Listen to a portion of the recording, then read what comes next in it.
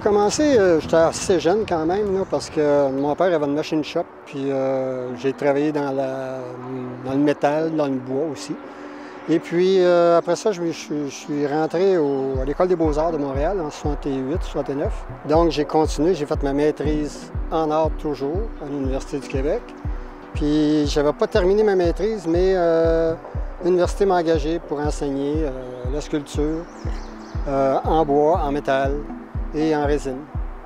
Donc j'expose, j'ai fait des sculptures monumentales, j'en ai fait à Mégantic, j'en ai fait en Beauce, j'en ai fait à Boisbriand, j'en ai fait au Mexique, en France. J'ai été choisi ici pour la ville de Longueuil pour fabriquer, monter une sculpture en acier inoxydable. Puis moi je me suis dit, dans un parc, il y a souvent des fleurs. Et puis, pour entrer en interaction avec le parc, j'ai dit, je vais faire une fleur, mais en métal. C'est pas pareil, tu sais, c'est différent.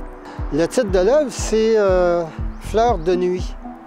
Parce que la nuit, la plupart des fleurs, ils se ferment. Tandis que moi, c'est pas la même chose. La nuit, elle s'illumine, elle s'ouvre. C'est pour ça que je l'ai appelée Fleur de nuit. Et vu qu'elle est sur le bord du fleuve, à ce moment-là, c'est intéressant aussi avec toutes les lumières qu'il va y avoir sur l'autre côté côté de Montréal. Ça peut faire une interaction et ensuite, il y a l'église, le clocher d'église, que si on prend une photo en ligne avec l'église, vu qu'on est plus bas de cette partie-là, tu vas avoir le clocher qui va être presque en ligne avec la sculpture, donc ça va donner une autre interaction.